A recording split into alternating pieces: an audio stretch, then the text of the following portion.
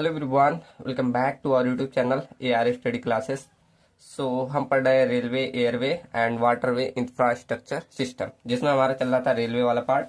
और हमने अब तक 2 लेक्चर कवर कर लिए, जिसमें हमारा जियोमेट्रिक चल रहा था और ये छोटा सा टॉपिक बचा है। आज इसे कवर करते हैं, उसके बाद पॉइंट एंड क्रॉसिंग भी थोड़ा स्टार्ट करेंगे। एक एनिमेशन वीडियो लाया है, उसके थ्रू कुछ समझाऊंगा। ठीक, चलो तो स्टार्ट करते हैं। पहले हमारा ये ट्रांजिशन कर्व से छूटा था। ठीक, तो कर्व क्या आता है, सब जानते हैं कि अगर आपका अलाइनमेंट में चेंज हो या ग्रेडियंट में, मतलब अलाइनमेंट मतलब ये हॉरिजॉन्टली चेंज हो या वर्टिकली चेंज हो, तब वहां हम कर्व का यूज करते हैं। ठीक, जिसमें हमारा एक आता है ट्रांजिशन कर्व। ये कहाँ प्रोवाइड किया जाता है? Provide between straight and circular track. आप सबको पता है, हाईवे में भी पढ़े हैं कि जहां पर स्ट्रेट से हमें सर्कुलर में जाना होता है, तहाँ पर हम ट्रांजिशन कर्व प्रोवाइड करते हैं। इसकी रेडियस जो होती है इन्फिनिटी से लेकर आर तक होती है। ये सब आप सर्वे में, हाईवे में, दोनों में पढ़ के आ चुके हैं। ठीक, तो it is provided to introduce super elevation gradually and avoid jerk. ठीक, तो इसीलिए प्रोवाइड की जिससे सुपर एलिवेशन क्या ग्रेजुअली इंट्रोड्यूस हो और उसे जर्क ना हो। आप जो भी यहाँ ट्रेन चला रहे हैं तो ट्रेन में जर्क ना हो। ठीक, तो यहाँ सिंपल सा लिखा है, ऑलरेडी आपको डेफिनेशन काफी मालूम है। ठीक, चलो अब देखते हैं टाइप्स ऑफ ट्रांजिशन कर्व कितने प्रकार के होते हैं। तो यहाँ 3 लिखे हैं, स्पाइरल, लेमिनिस्केट और क्यूबिक पैराबोला। यहाँ मैं डिटेल में लिखा हूँ पीछे। यहाँ बस समझिए, जैसे हाईवे आप पढ़े थे तो हाईवे में आइडियल ट्रांजिशन कर्व कौन सा था आपको पता है? स्पाइरल। वहां लिखे थे ना, मतलब आइडियल क्या, जहां सबसे ज्यादा यूज होता है, सबसे अच्छा लगता है, वही तो हमारा स्पाइरल था। मतलब इतना आप कर्व दे सकते थे, तो वहां आइडियल कर्व हमारा स्पाइरल था। लेकिन यहाँ रेलवे में हमारा आइडियल कर्व क्यूबिक पैराबोला होता है। इतना रेडियस आप इसमें, इतना कर्व आप नहीं दे सकते इसमें, क्या नाम है, रेलवे में। लेकिन रेलवे में इसीलिए माना जाता है आइडियल कर्व क्यूबिक पैराबोला। इतने पे जाकर आपको कर्व देना है। ठीक, चलो तो इसलिए बोला जाता है रेलवे में आइडियल कर्व हमारा क्यूबिक पैराबोला है। अब क्यूबिक पैराबोला बोल दिया तो क्यूबिक पैराबोला का इक्वेशन मालूम होना चाहिए कि y equal to x cube by 6RL।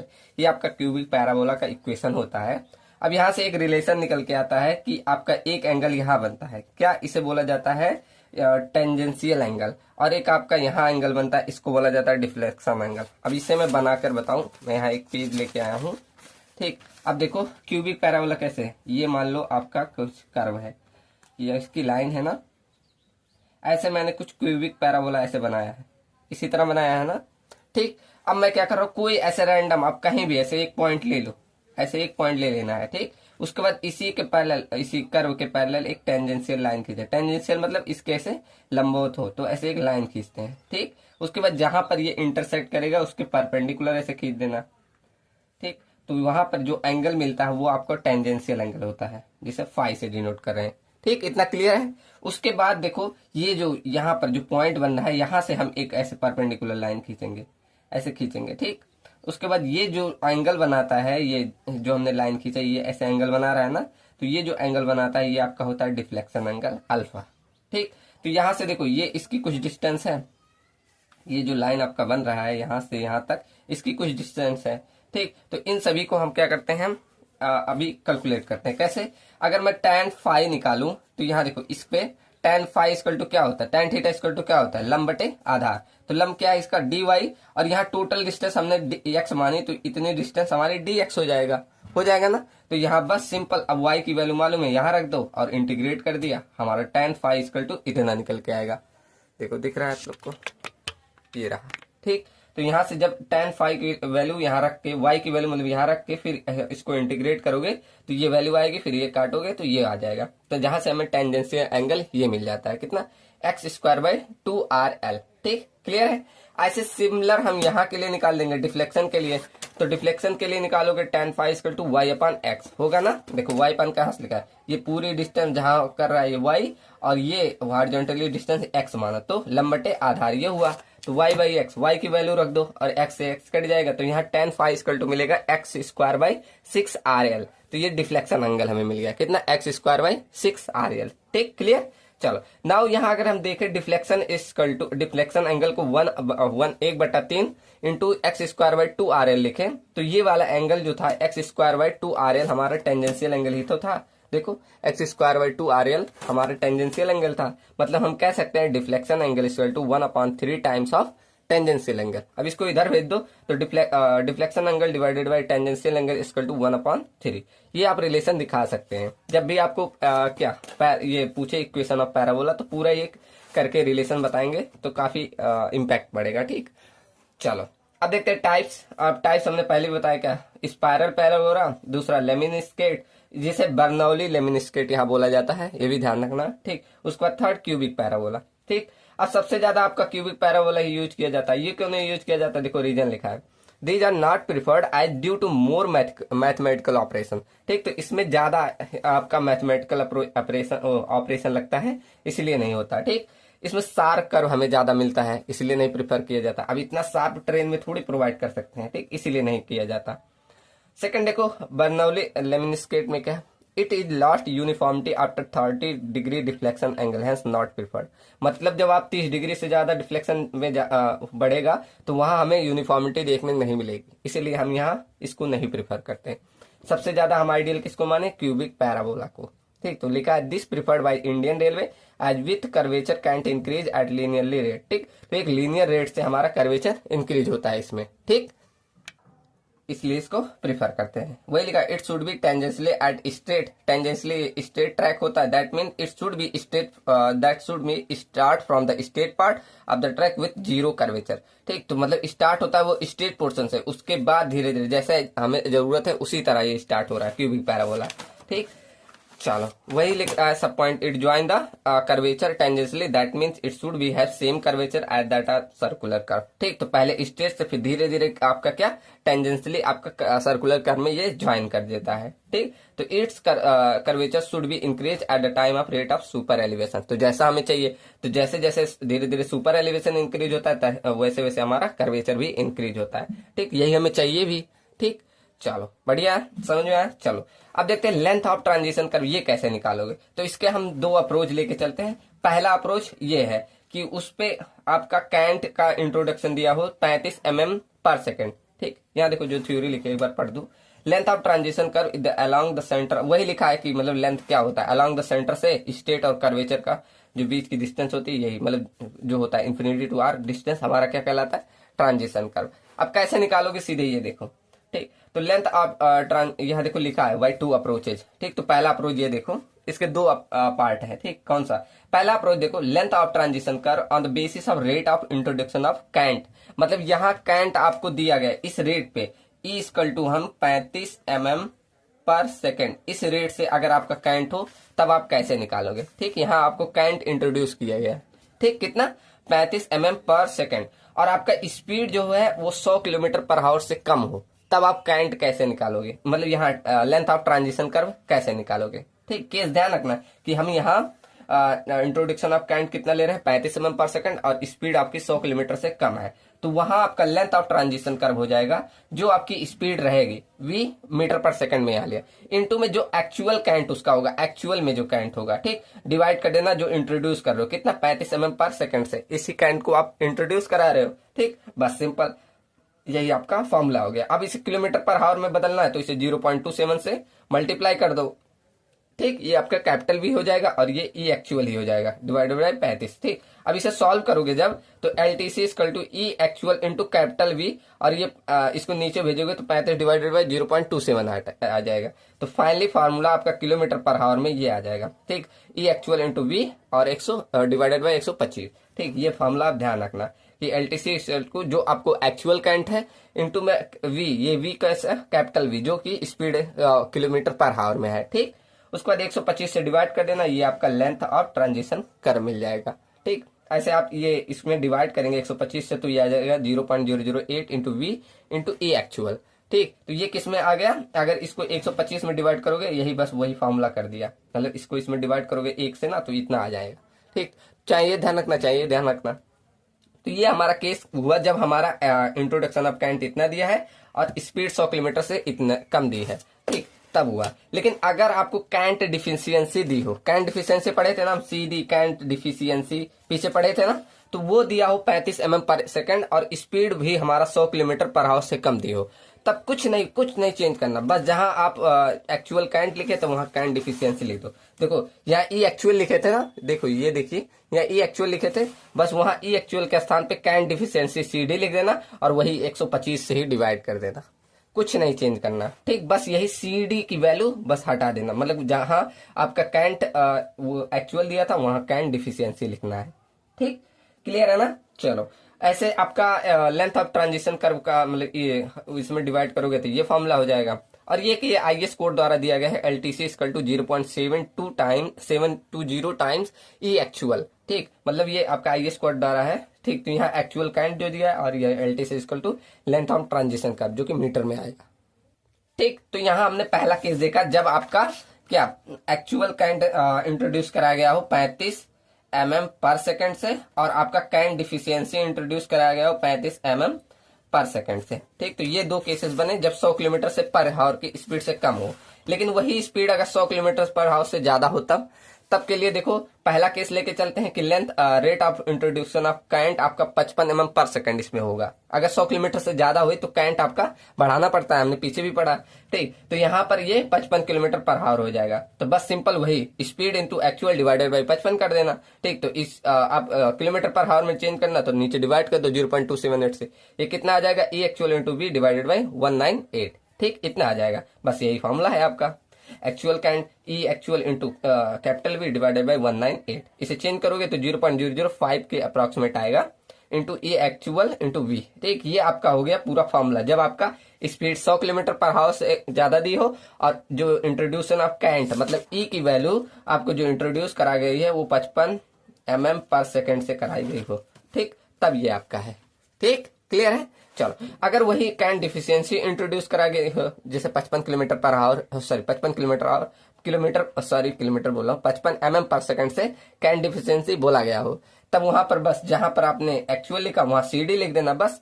ठीक, वही फॉर्मूला आ जाएगा। और यहाँ भी एक IS कोड द्वारा दिया गया है कि LTC equal to 0.360 into actual. ठीक, ये आपका पहला अप्रोच हुआ। ठीक, तो यहाँ पूरा ऐसे पहला अप्रोच लिख सकते हैं। देखो, ये आपका फर्स्ट अप्रोच हुआ कि rate of introduction of current अगर 35 mm पर सेकंड से हो तो सारी जितना निकाले, पहला ये फॉर्मूला निकाले थे, दूसरा ये, ऐसे दो फॉर्मूले निकाले थे ना, एक में करंट एक में करंट डिफिशियंसी और एक दो IS कोड द्वारा दिया गया था। तो इन सब में से जो मैक्सिमम वैल्यू आएगी वो आपको यूज कर लेना है। अगर वही स्पीड ज्यादा रहेगा तो हमें 55 mm पर सेकंड वाला यूज कर लेना। सेकेंड अप्रोच आपका रेलवे द्वारा दिया गया है, railway board formula L equal to 4.4 √R। तो जो इसका रेडियस रहेगा वही रख के आपको लेंथ निकाल लेना है ट्रांजिशन करके। ठीक, दूसरा है रेडियल चेंज ऑफ एक्सेलरेशन के आधार पे दिया है, ये रेलवे द्वारा दिया है सब। तो L equal to 3.828 V square V cube है डिवाइडेड बाई R। ठीक, ये मीटर पर सेकंड में आएगा। ये हमारी जो इन दोनों में से जो मैक्सिमम आएगा वो यूज कर लेना है सेकेंड अप्रोच से। ठीक, तो आपको यही मैक्सिमम जो क्वेश्चन आएगा ये फर्स्ट अप्रोच से। दोनों स्पीड ध्यान रखना, 100 किलोमीटर आवर से कम है कि ज्यादा है। ज्यादा होगा तो हम 55 mm पर सेकंड की करंट देंगे, अगर कम है तो 35 वाला देंगे। ठीक, तो ये हमारा हुआ मेथड कैसे आप लेंथ ऑफ ट्रांजिशन कर्व निकालोगे। ठीक, चलो क्लियर है ना। चलिए अब बढ़ते हैं नेक्स्ट टॉपिक, शिफ्ट। अब शिफ्ट वाला टॉपिक तो ऑलरेडी आप लोगों ने हाईवे में पढ़ा है, 100% वही फॉर्मूला भी है। Shift equal to LTC square by 24R, यही फॉर्मूला हाईवे में भी था। ठीक, अगर आप लोगों ने ध्यान दिया होगा तो ये वाला टॉपिक। ठीक, तो शिफ्ट में क्या होता है, ये आपका एक्चुअल कर्व होता है, हम थोड़ा सा बढ़ा के प्रोवाइड करते हैं कर्व, तो वही आपका शिफ्ट कहलाता है। ठीक, तो ये फॉर्मूला है। अब देखो ये कर्व जो आप प्रोवाइड करें इसकी एक्यूरेसी चेक करने के लिए हम रेलवे में एक टर्म यूज करते हैं, वर्साइन कर्व। ठीक, क्या लिखा है, in order to check the accuracy of the laid railway track curve पे जो ट्रैक बिछा रहे आ geometric parameter versine is use. हम क्या एक टर्म वर्साइन यूज करते हैं, which is maximum lateral distance of the curve from the chord से, मतलब यहाँ से कॉर्ड डिस्टेंस से मैक्सिमम लेटरल डिस्टेंस देखते हैं जिसे वर्साइन कर्व बोला जाता है। इसका फॉर्मूला क्या है, V equal to C square by 8R। ठीक, तो यहाँ C क्या दिखाता है आपका कॉर्ड लेंथ और R क्या दिखाता है रेडियल ऑफ कर्व और V आपका यही वर्साइन ऑफ कर्व दिखाता है कितना मीटर है। तो हम एक्यूरेसी चेक करने के लिए क्या वर्साइन ऑफ कर्व यूज करते हैं। ठीक, ये आपका इसका फॉर्मूला है। ठीक, क्लियर है ना। चलो, शिफ्ट आप लोग पढ़े ही हैं कि थोड़ा सा इधर जहां एक्चुअल कर्व रहता है उससे थोड़ा सा हम आगे बनाकर कर्व बनाते हैं, वही आपका शिफ्ट कहलाता है सेफ्टी के लिए। ठीक, चलो क्लियर है ना ये। अब बढ़ते हैं वर्टिकल कर्व पे। अब यहाँ वर्टिकल कर्व की मैंने डिफिनीशन नहीं लिखी, ऑलरेडी जो हाईवे में है कि आपका एक ग्रेडियंट से दूसरे ग्रेडियंट में चेंज होता है, वो आपका वर्टिकल कर्व कहलाता है। दो प्रकार के ही कर्व होते हैं, सबमिट कर्व, वैली कर्व, वही चीज है। तो सबमिट कर्व क्या होता है, जब अपवर्ड कर्व आपका डाउनवर्ड से मिट होता है तो submit curve, valley curve downward से अपवर्ड, ऐसे लिखा है ना, तो वही सारा रहेगा। ठीक, डिफिनीशन में कोई चीज नहीं। Deflection angle n equal to क्या, प्लस माइनस वही एन, और जब डिक्रीज करे तो माइनस में एन टू, ये हो जाएगा। ठीक, ये आपका डेविएशन हो जाएगा, या डिफ्लेक्शन एंगल एन निकालते हैं। ठीक, ये सब आपको ऑलरेडी मालूम है। ठीक, अभी हम लेंथ का फॉर्मूला आगे लिखा हूं मैं, ये यहाँ लिखा हूं। ठीक, यहाँ है, अभी हम देख लेंगे। ठीक, चलो अभी एक टर्म समझो, ग्रेडियंट क्या होता है। एनी राइजिंग और fall track level in the next gradient. जैसे वहां भी हाईवे में भी आप लोगों ने पढ़ा है, ऐसे कई सारे ग्रेडियंट के नाम पढ़े थे ना, ऐसे कुछ ऐसे करके था। ठीक, जैसे पहले रूलिंग ग्रेडियंट, लिमिटिंग ग्रेडियंट, ऐसे तीन चार उसमें भी थे। तो इसमें भी हमारा 4 ग्रेडियंट है। क्या, पहला तो वही रूलिंग ग्रेडियंट ही है, दूसरा इसमें मोमेंटम ग्रेडियंट है, थर्ड हमारा पुशर ग्रेडियंट या हेल्पर ग्रेडियंट बोला जाता है, एंड फोर्थ हमारा ग्रेडियंट इन स्टेशन यार्ड में। ठीक, अब रूलिंग, अब एक एक ग्रेडियंट पढ़ते हैं। ऐसे हाईवे में भी आप लोगों ने पढ़ा था ना, 4 gradient, limiting gradient, ruling gradient, ऐसे उसमें भी पढ़े थे 4। तो इसमें भी वही 4 है। ठीक, मतलब नाम यहाँ या 3 से बदल गए हैं, लेकिन पहला तो सेम ही है, रूलिंग ग्रेडियंट। तो रूलिंग ग्रेडियंट क्या होता है, ये सबसे मोस्ट जनरल केस में यूज होता है। जो maximum gradient allowed in the each ruling gradient, steeper, ये स्टीपर रहेगा, steeper gradient require more power, hence transportation on them is costly. वही बोला कि अगर स्टीपर ग्रेडियंट है तो वहां पर ज्यादा आपको पावर की रिक्वायरमेंट रहेगी, जिससे कॉस्ट ज्यादा रहेगा। ठीक, तो rising gradient must be followed by the following gradient. तो ये फॉलोइंग, जैसे प्लेन में आपको इतना ही ग्रेडियंट लेना है, 1 से लेकर 1 इन 115 से लेकर 1 इन 200 तक हमें प्लेन में देना है। अगर हिली एरिया में तो 1 इन 100 से लेकर 1 इन 150 तक ये ग्रेडियंट देना है, किसमें, रूलिंग के अंतर्गत। ठीक, अब देखो मोमेंट ग्रेडियंट क्या होता है। जैसे कि आपका कोई ट्रेन है, ऐसे आपका ट्रेन कोई आ रहा है। अब यहाँ जब ये हाईवे में, यहाँ मतलब ऐसे जब यहाँ स्लोप में आता है ना, तो इसको कुछ मोमेंट ऐसे मिलता हुआ जाता है, मिलता है ना। तो यहाँ पर हम कोई भी सिग्नल या स्टॉप नहीं लगाते, किसकी वजह से, आपको एनर्जी बचे ट्रेन की। तो यहाँ आपको उतना एनर्जी नहीं लगाता, ऑटोमेटिक गाड़ी से उतर जाती है। तो इसीलिए इसको मोमेंटम ग्रेडियंट बोला जाता है। देखो क्या बोला, if rising gradient is followed by the falling gradient. ठीक बोला ना, राइजिंग ग्रेडियंट आपका पहले तो राइज किया होगा, फिर उसके बाद फॉलिंग ग्रेडियंट फॉलो करता है। The train while coming down, वही बोला ना, जब ट्रेन आपकी नीचे की तरफ आएगी तो अटेन सुफिशियंट मोमेंट, तो कुछ ना कुछ इसमें मोमेंट आ जाएगा। ठीक, तो इससे क्या होगा, मूवमेंट आ जाएगा, which give the additional kinetic energy to train. तो ये इससे आपकी एनर्जी मतलब काइनेटिक एडिशनल एनर्जी मिलती है। तो इसमें क्या करते हैं, इस सच केस में हम कोई सिग्नल नहीं प्रोवाइड करते, ना कि स्टॉप प्रोवाइड करते हैं, जिससे हमारा एनर्जी बच जाता है। ठीक, तो ये मेनली हिली एरिया में होते हैं। अब कहाँ स्लोप में थोड़ी ये सब बना पाओगे। ठीक, तो ये मेनली हिली एरिया में प्रोवाइड किए जाते हैं। अब आपका आता है पुशर ग्रेडियंट या हेल्पर ग्रेडियंट। ये देखो, ये मेनली आपका हिली एरिया में ही होता है। जब आपका ज्यादा ऐसे स्लोप रहता है ना, तो वहां पर हमें डबल ऐसे 2-2 इंजन लगानी पड़ती है। आप एग्जांपल में देख सकते हैं, दार्जिलिंग जो रेलवे स्टेशन है, वहां पर आप जाएंगे तो वहां ये देखने मिल जाए, आप सर्च करोगे तो वहां भी आपको यूट्यूब पे भी मिल जाएगा। आपको वहां पर 2-2 आपको क्या इंजन लगाने पड़ते हैं। क्यों, क्योंकि वहां ज्यादा पावर की रिक्वायरमेंट होती है आसानी से। और वहां जो ये डिब्बे होते हैं ना, वो आपके वैगन्स जिसे बोला जाता है, वो 4 से ज्यादा नहीं होते, 4 से 5 कर देंगे, उससे ज्यादा नहीं होता। ठीक, चलो तो क्या लिखा है, pusher gradient is gradient where an extra engine is required to push the train. ठीक, तो मतलब एक एक्स्ट्रा इंजन की रिक्वायरमेंट पड़ती है। These are the steeper than the ruling gradient, ये रूलिंग ग्रेडियंट से ज्यादा स्टीपर होते हैं। And are provide at certain place of mountains to avoid heavy cutting और टू रिड्यूस द लेंथ। तो ठीक, ज्यादा आपको ये पहाड़ों को कट ना करने पड़े, इसीलिए हम प्रोवाइड कर देते हैं। इस ग्रेडियंट को टर्म, इसीलिए इसे पुशर या हेल्पर ग्रेडियंट बोला जाता है। क्यों, क्योंकि इसमें एक से ज्यादा इंजन की आवश्यकता पड़ती है।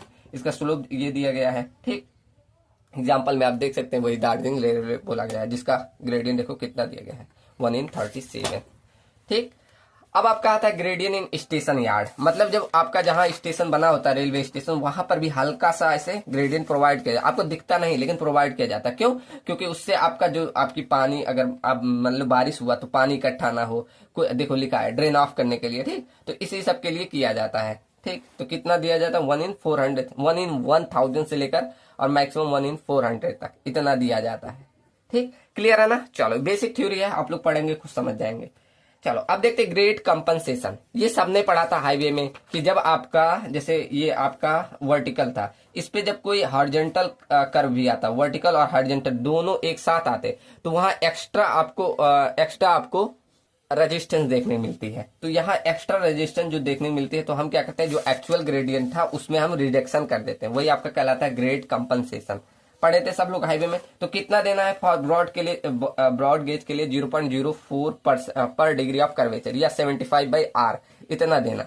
अगर मीटर गेज है तो इतना 52.5 रेडियस या 0.03 पर डिग्री ऑफ कर्व पर दे देना। नैरो गेज है तो इतना दे देना। ठीक, तो ये देना, ये आपको देना है। उसके बाद जो आपको एक्चुअल ग्रेडियंट रहेगा उसी में से माइनस कर देना। एक्चुअल ग्रेडियंट में से ये वैल्यू माइनस कर देना 75 जो आर आएगा।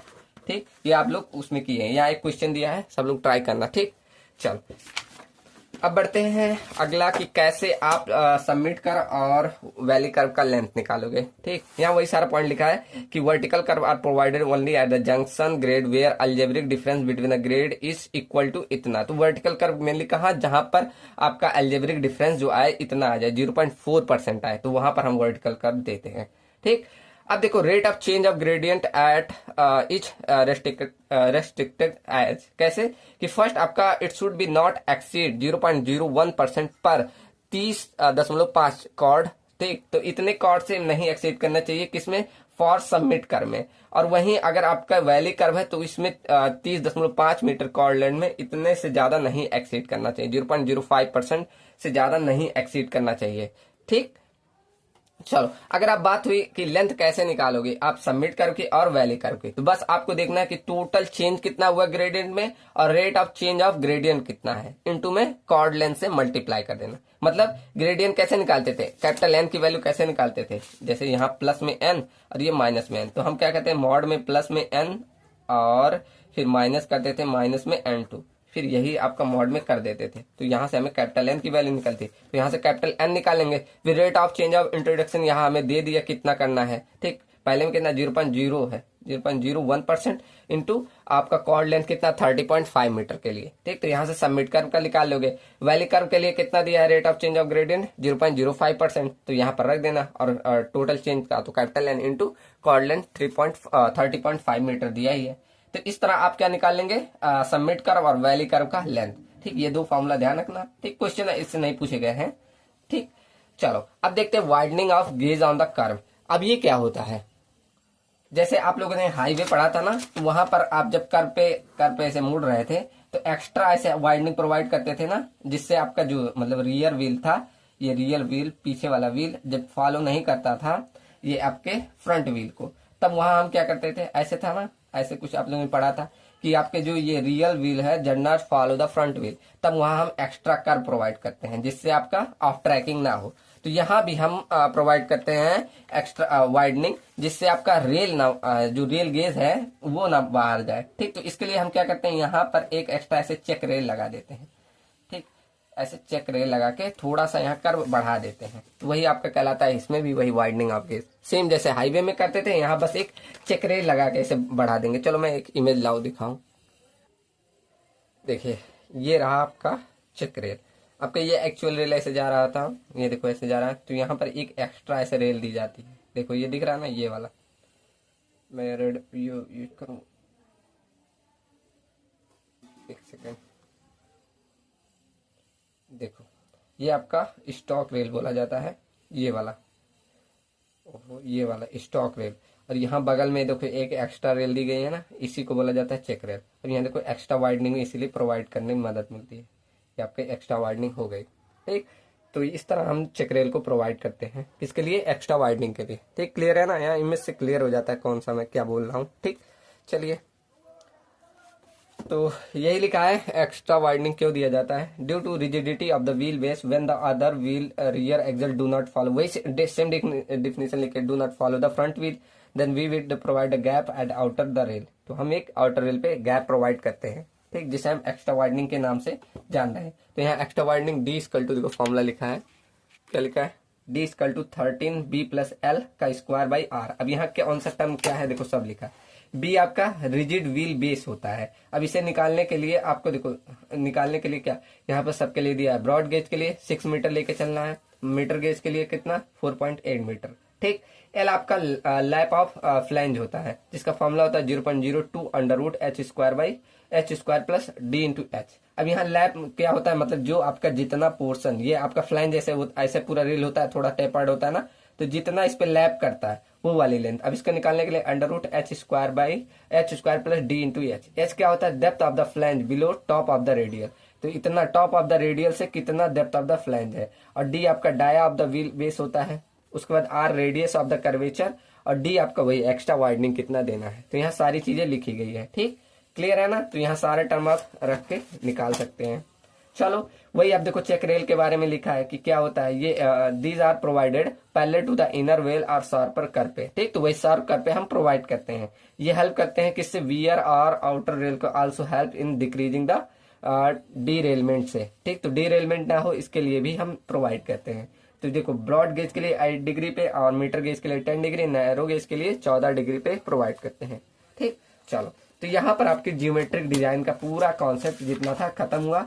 हमने 2 ही 3 न्यूमेरिकल किए, और अगर एक्स्ट्रा न्यूमेरिकल मैं 1 शॉट में करा दूंगा। ठीक, जितने PYQ न्यूमेरिकल और इम्पोर्टेंट क्वेश्चन है वो मैं 1 शॉट में कराऊंगा। ठीक, चलो अब बढ़ते हैं अगला topic, point and crossing and turn out. ये क्या होता है, turn out is the simple arrangement of the point and crossing which the enable the movement of train from one track to other track. मतलब जब आपको एक track से दूसरे ट्रैक में जाना है, ऐसे देखा होगा ना, एक ट्रैक से दूसरे ट्रैक में जाना है, तो उसे ही हम बोलते हैं टर्न आउट। अब इसके लिए बहुत सारे टर्म होते हैं, जैसे पॉइंट एंड क्रॉसिंग क्या बोला जाता है, the combination of the point and crossing that enable the train to divert one track to another track in known as turn out. ठीक, तो वही बोला, एक ट्रैक से दूसरे ट्रैक में जाना ही आपका टर्न आउट कहलाता है। अब इसमें बहुत सारे टर्म है, देखो ये है ना। अब ये आपको समझ में नहीं आएगा, तो इसके लिए मैंने एक एनिमेशन लाया है, मैंने शुरू में ही बताया। अब मैं वहां से बताता जाऊंगा, वो सारे नाम देखते जाइएगा, उसके बाद आपको क्लियर हो जाएगा। ये पूरी ऐसे लिख देता है, पूरा ट्रैक कंपोनेंट का एक एक पार्ट दिखा। अगर आपने देखा होगा, मैंने क्वांटम शायद भेजा था टेलीग्राम पे, अगर देखा होगा तो वहां से आपको मालूम होगा कि मैं क्या कहना चाहता हूँ। हर एक टर्म पूछा जाता है कि कौन सा टर्म क्या है। ठीक, हेलो एवरीवन, बीच में फिर से मैं ये बोल रहा हूँ इसलिए क्योंकि मैंने पॉइंट और क्रॉसिंग का एनिमेशन वीडियो के थ्रू समझाया था, क्योंकि इस पे कॉपीराइट आ गया था और मुझे हटाना पड़ा ये। तो मैं क्या कर रहा हूँ, जितना मतलब मैंने एनिमेशन के थ्रू, देखो मैंने भेजा भी था, पोस्ट में भेज दिया था और लिख के भी भेजा है कि मैंने ये हटा दिया था। अब बीच में से मैं क्या कर रहा हूँ, जो एनिमेशन वाला पार्ट है उसको मैं टेलीग्राम पे और व्हाट्सएप चैनल बनाया है वहां पर मैं भेज दे रहा हूँ। तो उतना एनिमेशन वाला पार्ट आप लोग समझ लेना, जरूर समझना। मैं इसलिए यहाँ बीच में रोक के आपको बोल रहा हूँ। टेलीग्राम पे और व्हाट्सएप के चैनल पे, व्हाट्सएप पे बनाया हूँ मतलब एक ग्रुप, उसमें दोनों में मतलब मैं भेज दे रहा हूँ।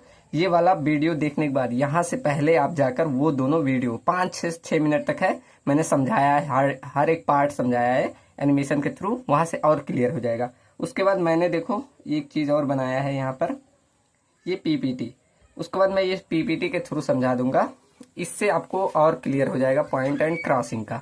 ठीक, पूरा मैंने देखो ये PPT बताया, अभी इसके जस्ट बाद ही मैं इसको स्क्रीन रिकॉर्डिंग के थ्रू पूरा समझा दूंगा। ठीक, कि पॉइंट एंड क्रॉसिंग क्या होता है, पूरे हर एक पार्ट का मैंने इमेजेस यूज करके, देखो दिख रहा है ना, इमेजेस यूज करके मैं चलो समझा दे रहा हूँ। ठीक, चलो तो आप लोग जरूर से जरूर वो एनिमेशन वीडियो, टेलीग्राम नहीं ज्वाइन किया तो यहाँ से ज्वाइन कर लेना, वहां पर वीडियो मिल जाएगा। नहीं तो व्हाट्सएप ग्रुप बनाया है, मेरे नंबर पे कांटेक्ट करके वहां से आप लोग व्हाट्सएप ग्रुप में भी जुड़ सकते हैं। ठीक, तो दोनों के थ्रू आप ज्वाइन कर लेना।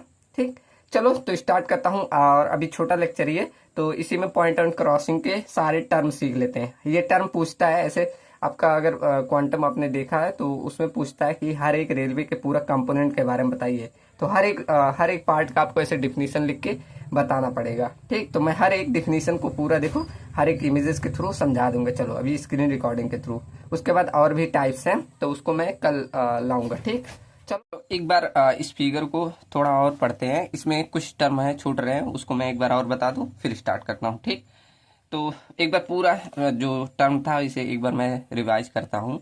जैसे जो मेरा फिक्स्ड रेल था, जैसे जो फिक्स रेल आ रहा है ये वाला, इसे बोला जाता है स्टॉक रेल, जो मतलब मूव करने वाला नहीं होता। और ये जो मूव कर रहा है इसे बोला जाता है क्या, टंग रेल। ठीक, तो ये हमारा मूवेबल होता है। देखो इसमें सब लिखा है, और यहाँ थोड़ा सा ऐसे गैप रहता है जिससे जिस साइड में ट्रेन भेजनी हो, आपने एनिमेशन में देखा ना, तो वैसे ही हमारा ये मूव कर जाता है। जिस साइड में भेजना हो उस साइड इधर लग जाएगा और ऐसे चल जाएगा। अगर इधर भेजना है तो इधर मूव करा और इधर ऐसे रोटेट कर जाएगा। ठीक, आपने उसमें देखा होगा। इसे स्ट्रेचर बोला जाता है। अब यहाँ देखो दो मैंने ऐसे सेंटर टू सेंटर लाइन भेजी, तो हील ब्लॉक से लेकर और यहाँ ये जो नोज पॉइंट होता है यहाँ से इसे एक लाइन खींचेंगे, तो ये वाला पॉइंट पूरा जो ये बना इसे बोला जाता है लीड। ठीक, ये कैलकुलेशन के काम में आता है, लेकिन आप में कैलकुलेशन पूछा नहीं है, बस इतना ध्यान रखो, इसे लीड बोला जाता है। यहाँ से सेंटर टू सेंटर डिस्टेंस और यहाँ तक की डिस्टेंस को लीड बोला जाता है। ठीक, क्लियर ना। अब देखो आपको दिख रहा होगा एक ये ऐसे कर्व सा बन रहा है ना, ऐसे कर्व सा, तो इसका कहीं रेडियस होगा। चलो मान लो मतलब सेंटर पॉइंट कहीं होगा। चलो मान लिया हमने ये इसका सेंटर पॉइंट हुआ। ठीक, तो उसके बाद जो ये सेंटर से लेकर ये पहला कर्व हमें पड़ता है, चलो नेमिंग कर दे रहे हैं, फर्स्ट, सेकेंड, थर्ड, फोर्थ, ऐसे 4 रेल पड़ रहे हैं ना। तो जो ये पहला कर्व वाला रेल पड़ रहा है इसे बोला जाता है inner curve rail, sorry inner curve. और ये लीड रेल है, मतलब ये यहाँ से यहाँ तक के लीड बोला मैंने ना, तो इनर कर्व लीड रेल बोला जाएगा। ठीक, ICL R। ठीक, ऐसे यहाँ पर ये हमारा अंदर इधर पड़ रहा है, आउटर साइड में पड़ा है ये, मतलब ये देखो हमने सेंटर लिया ना रेडियस, तो यहाँ से ये आउटर पड़ेगा, तो इसे बोला जाएगा आउटर कर्व लीड रेल। ठीक, क्लियर ना। ऐसे ये देखो ये स्ट्रेट है, कर्व नहीं है, तो इसे स्ट्रेट बोल लेंगे। तो ये वाला आउटर इसे आउटर स्ट्रेट लीड रेल। ठीक, सेम ऐसे ये भी स्ट्रेट है, तो इसे इनर स्ट्रेट लीड रेल। ठीक, ये सारा है। और बाकी मैंने बता ही दिया था, हील ब्लॉक ये होते हैं, और ये चेक रेल होता है एक्स्ट्रा, हमें आपका पहिया बाहर ना निकले। चेक रेल हमने पहले भी पढ़ा था, वही काम भी यहाँ भी करता है। ठीक, चलो। और ये विंग रेल होता है, ये क्रॉसिंग, जहां पर एंगल बनता है इसे क्रॉसिंग। फिर यहाँ पर एक ऐसे देखो गैप दिख रहा होगा आपको, थोड़ा सा ये गैप लगा है ना, देखो यहाँ कुछ ऐसे गैप छोड़ा जाता है, तो इस गैप को बोला जाता है थ्रॉट। अभी ये सब टर्म आएगा उसमें। ठीक, ये हमारा थ्रॉट कहलाता है। ठीक, चलो क्लियर। ओके, और कुछ बच रहा है तो ये एंगल, और यहाँ जो एंगल बनना है ना, इसे एक्चुअल एंगल आएगा, एक थ्योरेटिकल एंगल।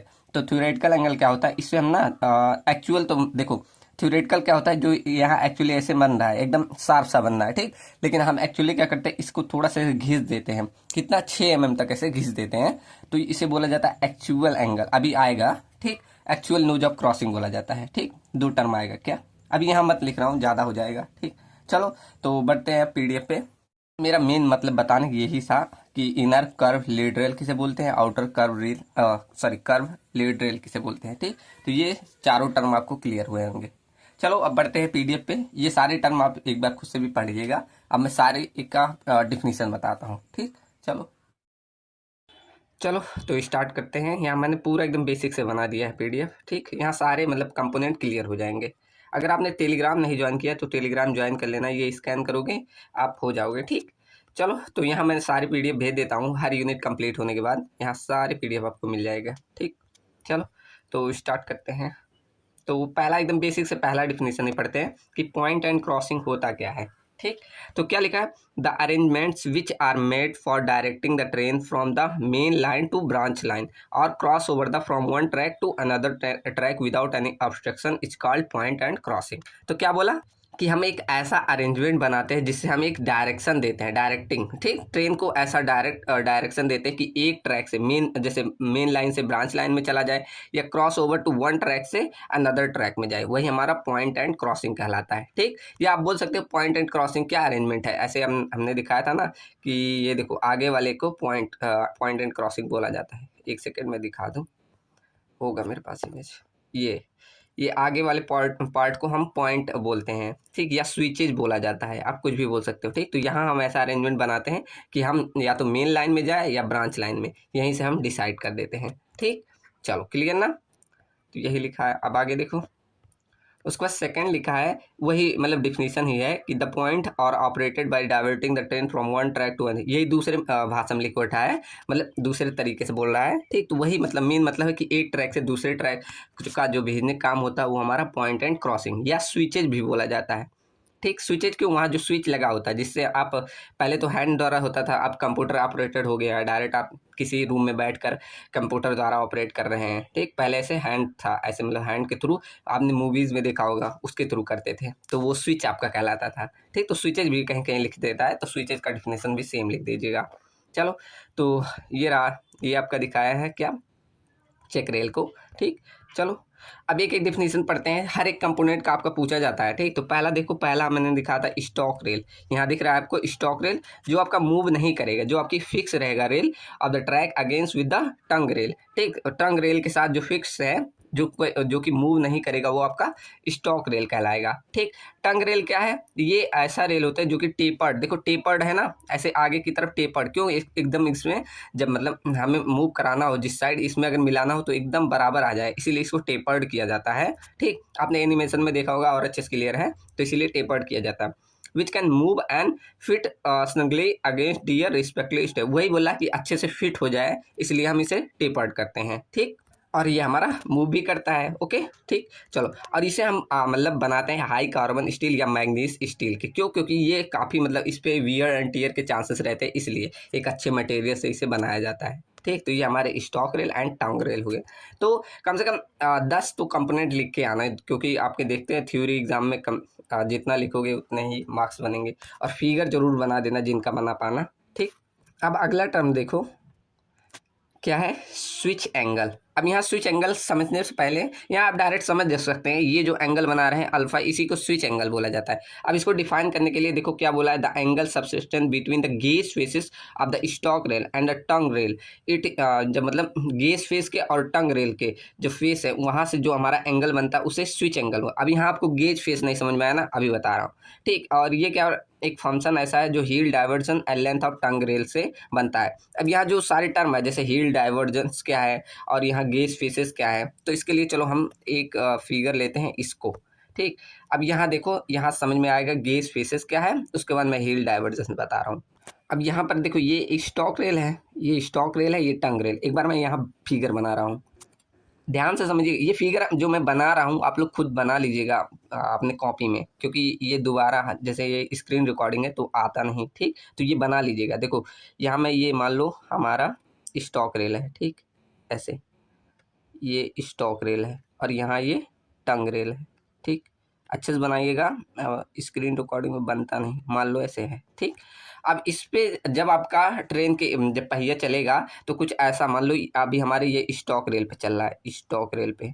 ठीक, स्टॉक रेल पे ऐसे चल रहा है, ये डबल के नहीं रहेगा। ठीक, चलो,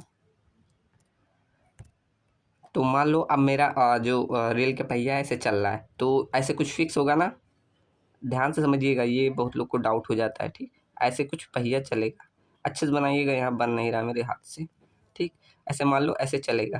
ठीक, तो जो आपका फ्लैंज वाला पोर्शन जहाँ पर ऐसे फिक्स होगा, देखो जहाँ पर जिस साइड, अब ये इनर साइड में से फिक्स है ना, अभी देखो ये इनर साइड है और ये आउटर साइड, तो इनर साइड में फिक्स है ना, तो इसे हम फर्स्ट नेम दे रहे हैं, इसे सेकेंड। ठीक, तो जिस साइड में आपका ये फ्लैंज, जो ये फ्लैंज जहाँ पर फिक्स होता है उसे बोला जाता है गेज फेस। ठीक, समझ में आया ना, जहाँ पर ये फ्लैंज वाला, इसे फ्लैंज बोलते हैं ना, बड़े वाले इसे पार्ट को क्या फ्लैंज बोला जाता है, तो जहाँ पर फ्लैंज जैसे फिक्स होगा उसे बोला जाएगा क्या, गेज फेस। ठीक, क्लियर ना, इसे हम क्या बोल रहे हैं, गेज फेस। और जिस साइड आपका आउटर साइड है, देखो नहीं कोई फ्लैंज नहीं है, तो उसे बोला जाता है रनिंग फेस। ठीक, क्या, रनिंग फेस। क्लियर है ना, ध्यान से समझिएगा, रनिंग फेस। ऐसे अगर इधर रहेगा, इसमें अगर फिक्स रहेगा तो इधर वाला इधर ऐसे फिक्स रहेगा, मान लो इधर स्टंग रेल में ऐसे अगर फिक्स रहे ऐसे, तो ये वाला आपका गेज फेस हो गया। मतलब कहने का मतलब आपका इतना ही है, जिधर आपका ये फ्लैंज लगा है वो आपका क्या हो जाएगा, गेज फेस। ठीक, जिधर आपका फ्लैंज है वो आपका गेज फेस कहलाता है, और जिधर नहीं है वो आपका क्या, रनिंग फेस कहलाता है। बस इतना लिख लीजिएगा। ठीक, आप लोग बना भी लीजिएगा। तो वही बोला कि आपके ये गेज फेस से लेकर कहाँ तक का, ये आपका गेज फेस, ऐसे हम मतलब डिस्टेंस मानते हैं। चलो इसी में मैं सारा फिगर बना दे रहा हूँ। देखो जैसे यहाँ मान लो मेरा पहिया चल रहा है, तो ये इनर वाला पोर्शन हमारा क्या रहेगा, गेज फेस रहेगा ना, और आउटर वाला क्या, रनिंग फेस। आर से मैं दिखा दे रहा हूँ, ठीक। ऐसे इधर जब आएगा तो इधर में ये हमारा आ जाएगा गेज फेस और ये आ जाएगा रनिंग फेस। ऐसे ही रहेगा ना, आप लोग इमेजिन करिएगा जैसे पहिया चल रहा है तब, ठीक। तो ये हो जाएगा। उसके बाद देखो आपके डिफिनीशन में यही बोला था ना कि गेज फेस से लेकर, यहाँ गेज फेस से लेकर और ये टंग रेल के बीच की डिस्टेंस को हम बोलते हैं स्विच एंगल। तो यही है ना स्विच एंगल। देखो क्या बोला था, gauge face of the stock rail and the tongue rail is called आपका स्विच एंगल, ठीक। तो ये आपका कहलाता है टंग सॉरी स्विच एंगल, ठीक। क्लियर ना। अब हील डाइवर्जेंस क्या होता है, देखो ये आपका जैसे ये आपका गेज फेस था और यहाँ आपका गेज फेस था, तो ये पूरा यहाँ से यहाँ तक गेज फेस से गेज फेस तक की डिस्टेंस को हम हील डाइवर्जेंस बोलते हैं। ये आगे डिफिनीशन आएगा, ठीक, हील डाइवर्जेंस, ठीक। तो लिख लेना इसको। अगर ये अल्फा आप निकालना चाहें, यहाँ जैसे स्विच एंगल निकालना चाहें तो निकाल सकते हैं। कैसे, देखो ये ऐसे मतलब मैं एक इमेजिनरी ट्रायंगल मान लूँ, देखो यहाँ पर ऐसे इमेजिनरी ट्रायंगल मान ले रहा हूँ, ठीक। तो ये आपका अल्फा एंगल है ना, ठीक।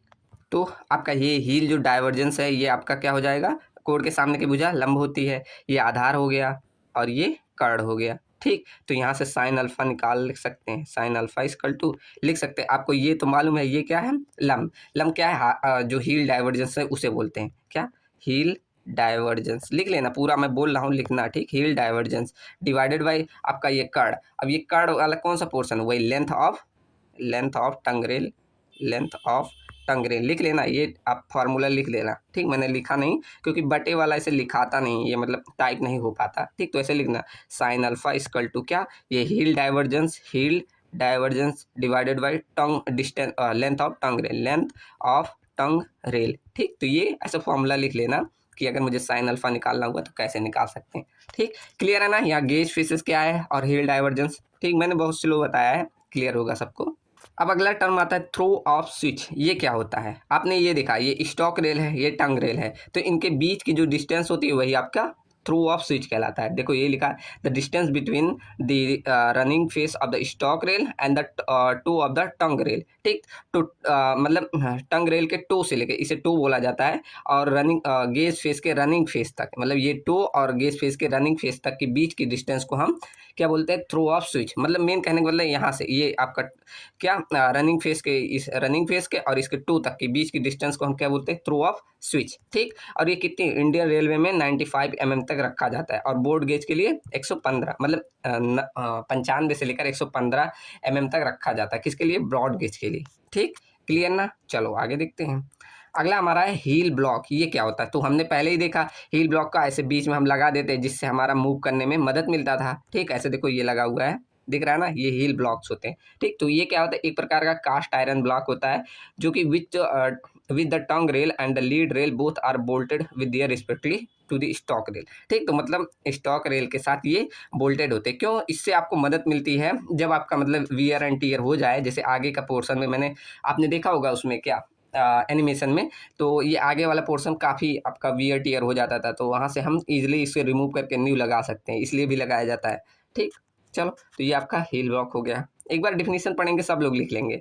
चलो अब अगला देखते हैं, पॉइंट रेल। ये क्या होता है, अब पॉइंट रेल और स्प्लाइस रेल दोनों मैं एक साथ बता रहा हूँ। देखो यहाँ मत समझो, यहाँ आओ फिगर में, यहाँ समझ में आएगा। देखो इस वाले फिगर में आपको और अच्छे से क्लियर होगा। अब यहाँ बस ध्यान दो कि जो ये वाला पोर्शन बन रहा है, जहाँ पर ये आपका क्रॉसिंग पूरा बन रहा है, ठीक। तो यहाँ पर जो आपका मेन रेल के, ये मेन रेल होता है, ये ब्रांच रेल होता है, ठीक, मतलब ब्रांच ट्रैक होता है, ठीक। तो जो आपका मेन ट्रैक के लिए ये बना रहा है, ये आपका क्रॉसिंग पूरा, ठीक, तो वो आपका कहलाता है क्या, पॉइंट रेल, ठीक। क्लियर ना। क्या मैंने बोला कि जो आपका मेन रेल के लिए, ये आपका मेन रेल है ना और ये आपका ब्रांच रेल है, तो मेन रेल के लिए जो वाला आपका जैसे ये वाला निभा रहा है रोल, ठीक, तो ये वाला कहलाता है क्या, पॉइंट रेल। और ऐसे ब्रांच आपका ब्रांच रेल के लिए कौन सा, ये वाला। तो ये जो आपका एंगल बनाने के लिए, मतलब एंगल ऑफ नोज, जो क्रॉसिंग एंगल बनाने के लिए काम करता है, वो आपका क्या कहलाता है, स्प्लाइस रेल, ठीक। तो देखो वही लिखा है, डिफिनीशन देखो अब क्लियर हो जाएगा।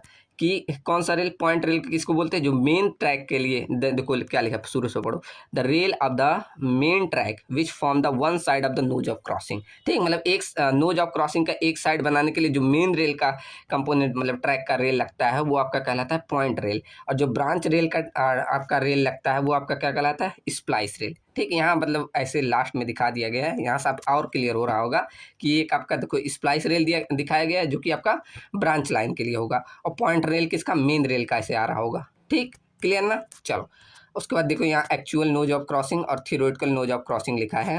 ठीक, तो एक्चुअल नोज ऑफ क्रॉसिंग क्या, थोड़ा सा यहाँ में से घिस देते हैं इसको, मतलब ऐसे घिस देते हैं, क्यों, क्योंकि देखो ये आगे वाला पोर्शन वियर एंड मतलब वियर टियर हो सकता है, इसीलिए हम इसको मतलब पहले से ही घिस सकते हैं जिससे आपका कोई दिक्कत ना आए। ठीक, चलो अगला हमारा चेक रेल, हमने ऑलरेडी पढ़ रखा है चेक रेल। देखो यहाँ मैंने कर पे दिखा दिया क्योंकि कर पे हम लोग पढ़े ही थे, यहाँ भी चेक रेल मतलब क्रॉसिंग पे भी दिया जाता है। देखो ये क्रॉसिंग पे भी हम चेक रेल देते हैं। ठीक, तो वही काम होता है चेक रेल का, चाहे क्रॉसिंग पे दो चाहे आप ऐसे कर पे दो। ठीक, तो क्या लिखा है चेक रेल के बारे में, these are rail which are provided to guide the wheel of the flange. ठीक, तो वही गाइड करने के लिए कि बाहर ना निकले, which opposite of the wheel in jumping over the gap in the front of nose and thus prevent the side of movement. ठीक, तो किस लिए यहाँ हमने देखा था ऐसे क्रॉसिंग मतलब कर पे भी प्रोवाइड करते थे, किससे, किस साइड में मूवमेंट ना हो। ऐसे सेम यहाँ पर भी हम अपने एनिमेशन में देखा होगा कि यहाँ भी हम इसलिए लगाते हैं जिससे साइड वे मूवमेंट ना हो। ठीक, क्लियर, तो ये तो सबको मालूम होगा चेक रेल क्या है। अब आगे देखते हैं नोज ऑफ क्रॉसिंग, ये तो कई बार पढ़ चुके हैं, जो यहाँ बन रहा है इसे बोला जाता है नोज ऑफ क्रॉसिंग। तो क्या लिखा है, it is the point of the intersection of the running of the splice rail and the point rail. ठीक, तो वही स्प्लाइस रेल और पॉइंट रेल जहाँ एक दूसरे से इंटरसेक्ट करते हैं तो वो आपका नोज ऑफ क्रॉसिंग करता है, और उनके बीच जो एंगल बनेगा वही हमारा एंगल ऑफ क्रॉसिंग कहलाएगा। ठीक, चलो अब आगे देखो विंग रेल। अब विंग रेल वहाँ क्यों लगाया जाता है आपको एनिमेशन में दिखाया गया था। ठीक, सब मतलब वहाँ एक एक प्रॉब्लम बता के पूरा दिखाया गया है। ठीक, तो क्या है wing rail, it is the bent length of the rail in the front of the nose crossing which provided the channelizing the wheel flange their the proper route. ठीक, तो एक प्रॉपर रूट में बना रहे इसीलिए हम इस विंग रेल को प्रोवाइड करते हैं। वहाँ देखे थे नहीं एक मतलब आपका क्या हो जा रहा था, ट्रैक से बाहर निकल जा रहा था, तब हम यहाँ ऐसे थोड़ा सा इसको बढ़ाए, फिर एक सब ट्रैक को चैनलाइज करके फॉलो किया। ठीक, तो इसलिए हम विंग रेल को प्रोवाइड किए। ठीक, तो सब पार्ट को ध्यान रखना। अब यहाँ वही आ गया angle of cross, angle nose of crossing and theoretical nose of crossing. Throat मैंने पहले ही बता दिया। ठीक, तो एंगल क्या है, एक्चुअल नोज ऑफ क्रॉसिंग क्या होता है कि हम आगे से ब्लंट उसी को बोले ऐसे थोड़ा सा घिस दे रहे हैं, कितना 6 mm इस फेस को। ठीक, तो वो आपका कहलाता है एक्चुअल नोज ऑफ क्रॉसिंग। ठीक, उसके बाद थ्योरेटिकल नोज ऑफ क्रॉसिंग क्या है, जो आपका वही एक्चुअली में पूरा एकदम बने। ठीक, तो वो आपका कहलाता है थ्योरेटिकल नोज ऑफ क्रॉसिंग। और थ्रॉट क्या बोलते हैं, इनके बीच में जो ऐसे थोड़ा सा डिस्टेंस प्रोवाइड किया जाता है इसे थ्रॉट बोला जाता है। ठीक, क्लियर ना। चलो अब देखो ये सबके बीच में रहता है, देखो minimum distance between the right hand left hand wing rail converging diverging at the nose, सब जगह पे जो ऐसे डिस्टेंस प्रोवाइड किया जा रहा है वो आपका थ्रॉट कहलाता है। ठीक, चलो अब देखो अगला क्या है, फ्लेयर। अब फ्लेयर क्या होता है, आपने यहाँ पर उसको देखा था ना चेक रेल को, तो चेक रेल यहाँ पर क्या किया जाता है, थोड़ा सा बेंड कर दिया जाता है। ऐसे देखो दिख रहा होगा आप लोग को, ऐसे देखो थोड़ा सा बेंड कर दिया गया है, किया गया है कि नहीं, तो इसी को फ्लेयर बोला जाता है। देखो लिखा है, क्या लिखा है, it is the gradually widening of the flange way formed by the bending the ends of the check rail. ठीक, तो वही चेक रेल और विंग रेल किसी को भी ऐसे देखो, विंग रेल को भी ऐसे थोड़ा सा बेंड कर दिया जाता है जिससे एक्स्ट्रा वाइडनिंग मिले, इसी को फ्लेयर बोला जाता है। ठीक, चलो अब देखो आता है facing point, trailing point, facing direction and trailing point क्या होता है। तो ये ध्यान रखना आपका फेसिंग पॉइंट क्या होता है। फेसिंग पॉइंट ऐसा पॉइंट, ये पहला वाला जहाँ से आपका दो स्टॉक रेल दो टंग रेल लगे होते हैं जिसे स्विच पॉइंट बोला जाता है, ये आपका कहलाता है फेसिंग पॉइंट। ठीक, और फेसिंग डायरेक्शन जब आप यहाँ से खड़े होकर आपको क्रॉसिंग वाला पॉइंट दिखे तो आपका फेसिंग डायरेक्शन कहलाता है। ठीक, तो क्या लिखा है फेसिंग पॉइंट में कि ये एक ऐसा पॉइंट होता है जहाँ पर train pass with the switch and then over crossing. ठीक, तो जहाँ स्विच से पास करे देन क्रॉसिंग पे जाए तो आपका कहलाता है फेसिंग पॉइंट। ट्रेलिंग पॉइंट क्या कहलाता है, ये ऐसा पॉइंट होता है जहाँ से ट्रेन पास करे over the crossing and then over the switches. ठीक, तो मतलब यहाँ से पास करे और जब स्विचेज पे जाए तब वो क्या कहलाता है ट्रेलिंग पॉइंट। ठीक, तो ध्यान रखना trailing point and facing point किसे बोला जाता है। अब डायरेक्शन क्या है, यहाँ से अगर आप खड़े होकर, आप यहाँ से खड़े होकर ये वाला आपको दिखे तो एक फेसिंग डायरेक्शन हो गया, और यहाँ से आप खड़े होकर ये वाला पॉइंट देखे तो वो आपका कौन सा ट्रेलिंग डायरेक्शन हो गया। ठीक, यहाँ लिखा भी है देखो, फेसिंग डायरेक्शन, ट्रेलिंग डायरेक्शन शायद नहीं लिखा। ठीक, तो वो समझ जाना यहाँ होता है। ठीक, चलो तो यहाँ देखो आगे वही सब लिखा है डिफिनीशन। फेसिंग डायरेक्शन क्या, अगर स्टैंड कर रहे हो स्विच पे और आपको क्रॉसिंग दिखे तो आपका फेसिंग डायरेक्शन होता है। ट्रेलिंग डायरेक्शन, अगर आप क्रॉसिंग पे स्टैंड हो और आपको स्विचेस दिखे, स्विचेस मतलब यही ना, तो स्विचेस दिखे तो आपका ट्रेलिंग डायरेक्शन कहलाता है। ठीक, क्लियर। चलो अब आपका अगला आता है हील क्लियरेंस या हील डाइवर्जेंस। तो मैंने पहले ही बोल दिया ये वाली डिस्टेंस को हील क्लियरेंस या हील डाइवर्जेंस भी बोला जाता है। ठीक, तो पहले भी बताया, पढ़ लेना।